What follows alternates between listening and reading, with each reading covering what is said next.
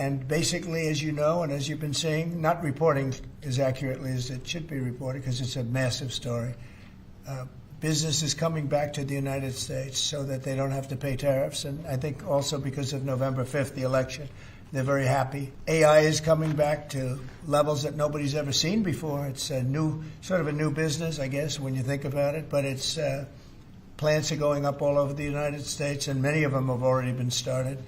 We're getting early electricity taken care of. We're getting permits very quickly for them, and we're going to make their life very happy. They're coming in with tens of billions of dollars. Individual plants will cost 10, 15, even $20 billion. We're going to let them build electricity generating plants along with their plant, and they can't even believe it.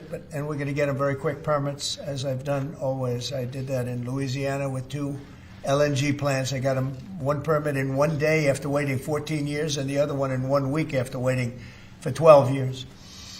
But this is very exciting to me. This is the automobile industry, and this will continue to spur growth like you haven't seen. Before I was elected, we were losing all of our plants. They were being built in Mexico and Canada and other places. Now those plants largely have stopped, and they're moving them to our country. In Indiana, the great state of Indiana, I love Indiana.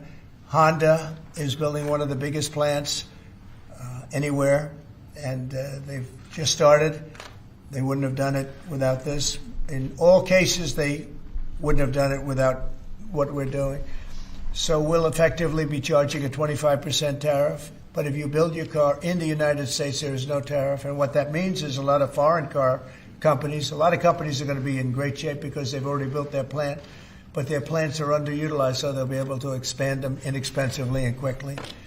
But others will come into our country and build, and they're already looking for sites. They're looking for mostly sites. They don't want to take the old buildings that are empty and falling down. They want to build new, and there's tremendous action. There is likewise for other companies and countries, like the chip-making process. Your chip bill was a disaster done by Biden. All he does is give tremendous amounts of billions of dollars to chip companies that will do nothing with the money. They're not going to use the money here. They're going to just keep it. They have plenty of money. The one thing they have is they have a lot of money. In our case, all we're doing is saying you can't come in unless you build here. And the largest chip company by far is manufacturer from Taiwan is building here, and it'll give us almost 40% of the chip market just with that. They're spending almost $200 billion in the United States to build a plant, and they've almost started. They'll be doing much of the work in Arizona. So we have a lot of exciting things, but to me, this is one of the most exciting. Now, outside of one specific day, and that's Liberation Day. That's the real Liberation Day of America, and that's going to be in April 2nd, and I look forward to it. We'll have a little news conference. We'll talk about it, but this is very exciting. So we're signing a executive order today that's going to lead to tremendous growth in the automobile industry. As you know, the electric mandate that we did allows you to buy a car now, electric or gasoline-powered or hybrid. You can buy any car you want. We had it so that within a short period of time you had to buy all electric, and the country could never provide the money necessary to build all of those power plants that you would need all over the country. As you know, in the Middle West, they built 8 power stations. That's like the size of this desk or smaller. And they ended up spending $9 billion on 8. And of the 8, 4 of them didn't work. And we're not doing that. So you can buy electric, or you can buy gasoline, or you can buy hybrid, or you can buy whatever you want to buy. And that's the way it should be. The market's going to determine that. And you're going to see prices going down, but it's going to go down specifically because they're going to buy what we're doing, incentivizing companies to, and even countries, but companies to come into America and build. And we're already setting records for new plants. I think the new plant number, the tally is just within a period of a few weeks. It's very large. I want to be accurate. It's very large. And I'd like to ask Will just to come and give some of the basics, and then I'll sign it, and it's off to the races. I think our automobile business will flourish like it's never flourished before. Yes, please, Will.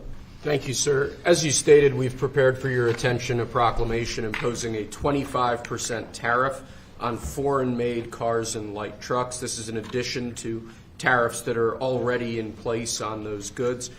In addition to, as you said, spurring increased domestic manufacture of cars and trucks, we expect that these tariffs will result in over $100 billion of new annual revenue to the United States of America in tariff revenue. I think ultimately we could probably anywhere from $600 billion to $1 trillion will be taken in over the relatively short-term period, meaning a year from now, but starting right away. I think we'll go from 600 to $1 trillion within 2 years. And I think we'll be right from the beginning, we're going to be at a very high number, right from the beginning. And right from the beginning, you're going to have a lot of construction jobs, but you're also going to have a lot of automobile jobs. So this is very exciting, but it's also exciting because of what's happening with other aspects. We're going to be doing tariffs on pharmaceuticals in order to bring our pharmaceutical industry back. We don't make anything here in terms of drugs, medical drugs, different types of drugs that you need, medicines. It's in other countries, largely made in China, a lot of it made in Ireland. Ireland was very smart. We love Ireland. But we're going to have that. We're going to have lumber. We're going to free up some of our land. And you'll be able to meet a lot of other standards like fire cuts. If Los Angeles had fire cuts, which they didn't have, that's a gap of half a football field between areas. You wouldn't have had the fires; they would have been contained. But you have fire cuts, and by the way, you sell that wood for a lot of money, a lot of profit is made from that. But we're going to be doing lumber. We're freeing up our land so that we don't have to use outside sources of lumber. Energy, we're doing fantastically well at. The energy prices have been coming down rapidly as we increase supply, and we've already done that. Chris and Doug are doing a fantastic job in that. That's Department of Energy and Department of Interior, and they're working together hand in hand because Interior has the land and Energy has the ability to do the drilling and do what they have to do. Our coal areas are going to be opened up for clean, beautiful coal. Germany's opening up mini coal plants now. They tried the wind and it didn't work. They almost went out of business. They almost went bankrupt. They tried wind, which is a disaster because it's too expensive and it doesn't look good, kills all the birds, a lot of problems. But Germany is now building a lot of coal plants. China is building one a week. Think of that. And they're using coal, which is very powerful. Coal is a very powerful energy. And we're opening up our coal mines again, and we're going to do, I call it beautiful, clean coal. The technology is so good now that coal can give you tremendous power at the same time. It can be very clean. But we're also obviously doing oil and gas and various other things. You can do pretty much whatever you want. We don't like the wind because we think it ruins the landscapes, the plains, ruins them. And it's got a lot of problems. It's also by far the most expensive energy. It looks horrible in the oceans. It's dangerous in the oceans in terms of navigation.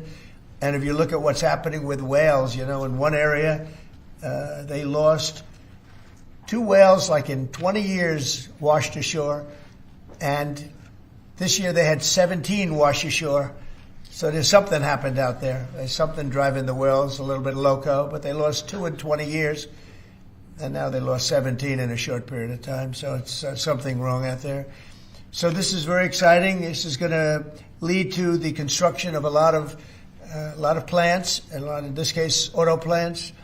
And you're going to see numbers like you haven't seen, both in terms of employment. It takes a little while. You're going to have great construction numbers initially, and then ultimately you're going to have a lot of people making a lot of cars. And one other thing, we have the Speaker of the House with us, who's doing a fantastic job. And where's Mike?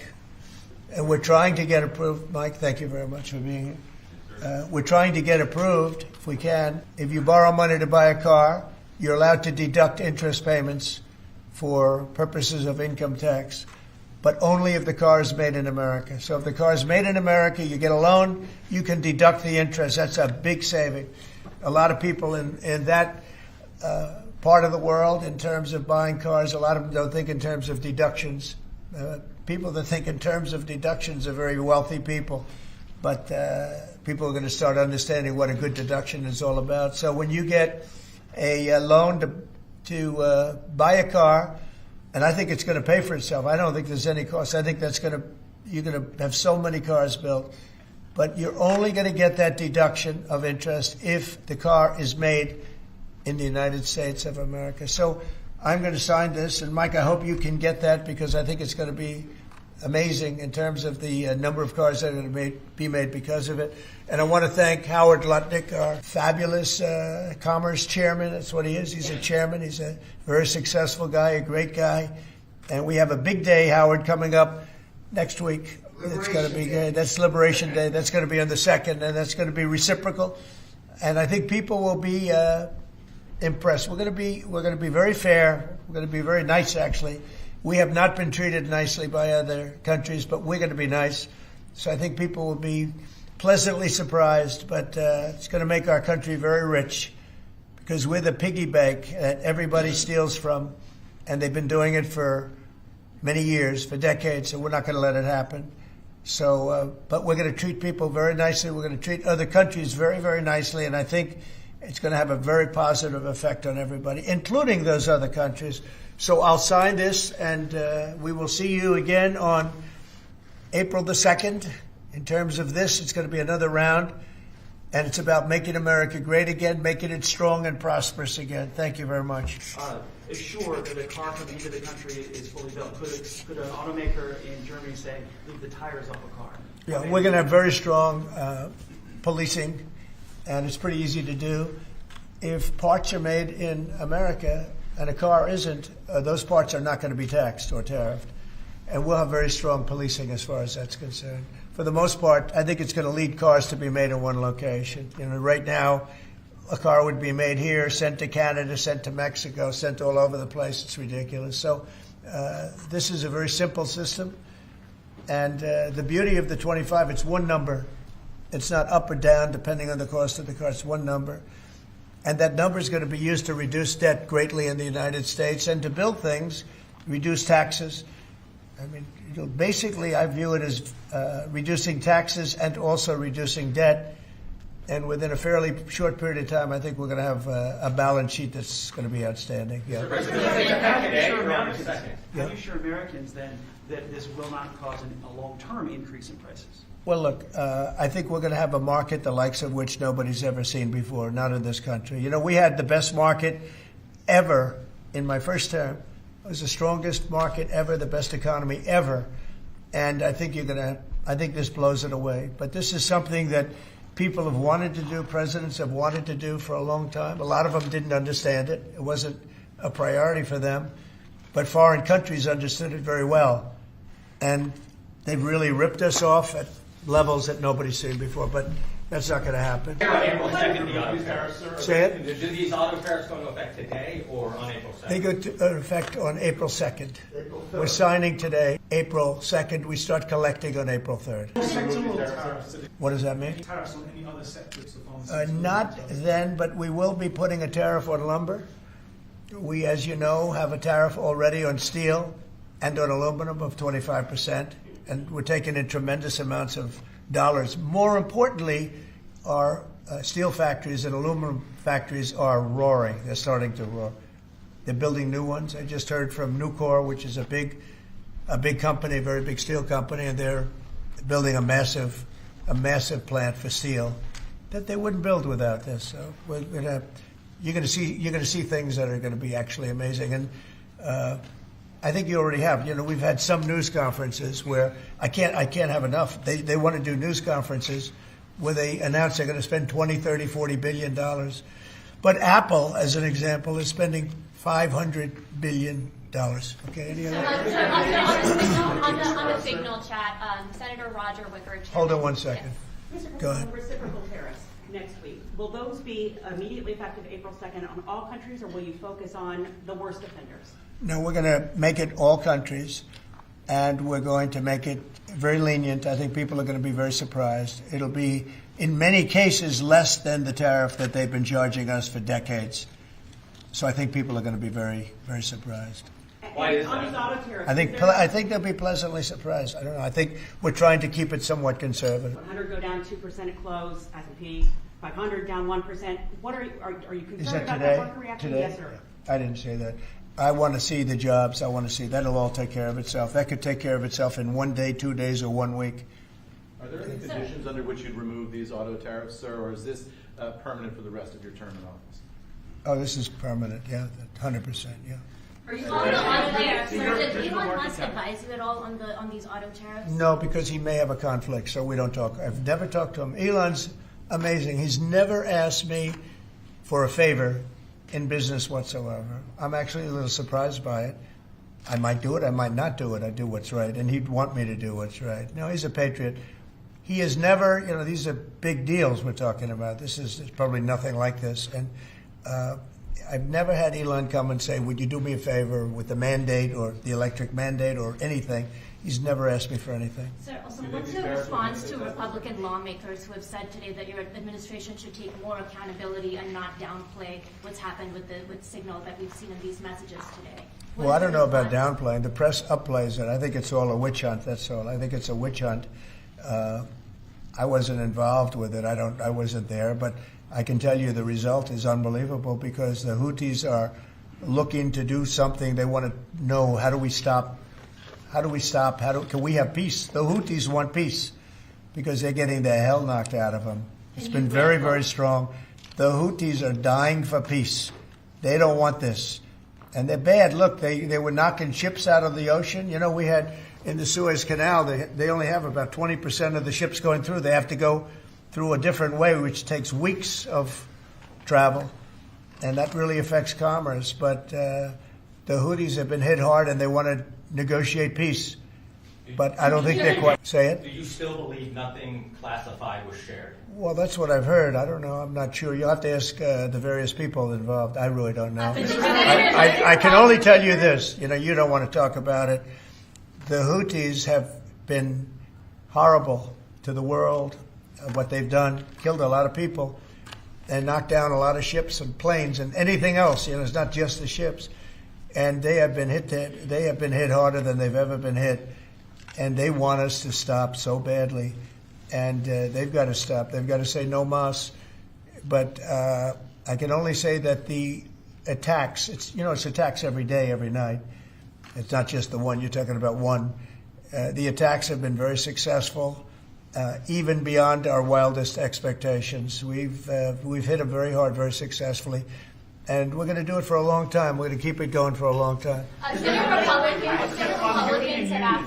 Republicans have said that they would formally ask the administration for an Inspector General report on the Signal issue.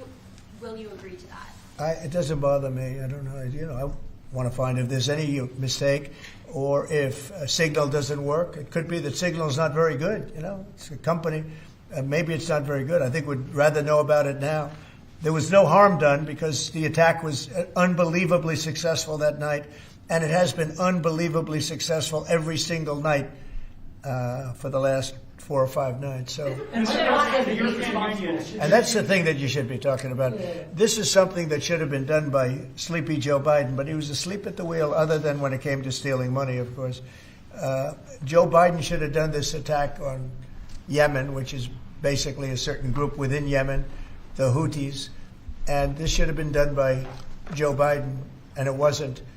And that's caused this world a lot of damage and a lot of problems. He's responsible, but he's also overseeing the investigation to find out what went wrong. Maybe who's responsible? Mike Waltz says that he's responsible. Well, yeah, Mike Waltz, I guess he said he claimed responsibility, I would imagine. Had nothing to do with anyone else. It was Mike, I guess. I don't know. I was told it was Mike. But again, the attacks were unbelievably successful, and that's ultimately what you should be talking about, I think. Mike he took responsibility for it.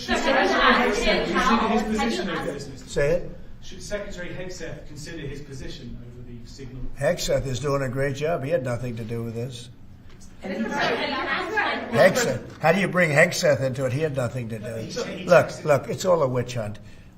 Here we are talking about some of the greatest business deals ever made. The greatest companies in the world are moving into the United States, and you want to ask about whether or not Signal works. I don't know that Signal works. I think Signal could be defective, to be honest with you. And I think that's what we have to, because you use Signal and we use Signal and everybody uses Signal, but it could be a defective platform, and we're going to have to find that out. Mr. President, have you been briefed about soldiers in Lithuania? Say it. Have you been briefed about the soldiers in Lithuania who are missing? No, I haven't. Mr. President, have you spoken, sir, with the big three automakers about these tariffs? What was their reaction? I have. What was their reaction? It depends on whether or not they have factories here. I can tell you, if they have factories here, they're thrilled. If you don't have factories here, they're going to have to get going and build them, because otherwise they have to pay tariffs. Very simple. And most of those have pretty big factories here, like General Motors has big factories here. They're going to move their parts divisions back to the United States, because some of them were made in Canada and some of them were made in Mexico and other places. They'll be moving their parts division back to the United States in factories where they may be at 60% capacity, so they don't even really have to build too much of a factory. But, generally speaking, if they have factories here, plants here, where they make their cars and equipment, but they make their cars here, they are thrilled. Same thing with the steel industry. Steel industry is now paying a 25% tariff, as you know, I put it on last week, and the business is roaring in the United States. And we can't, because of military, we can't lose the steel industry. If I didn't put the initial tariffs on steel in my first term, you wouldn't be able to have a military, because we wouldn't have. Every steel company would be bankrupt in the United States, and every plant would be closed. But now they're booming, and putting this tariff on, this additional tariff for steel and aluminum, it's making them thrive, and it's already happened. Deadline for the TikTok sale. Will you extend that deadline if you don't have a deal? Do you support Oracle? Well, we will have a form of a deal. TikTok is very popular, very successful, very good. We're going to have a form of a deal, but if it's not finished, it's not a big deal. We'll just extend it. I have the right to have the deal and to extend it if I want. So we'll see whether or not we have a deal. We have a lot of interest in TikTok.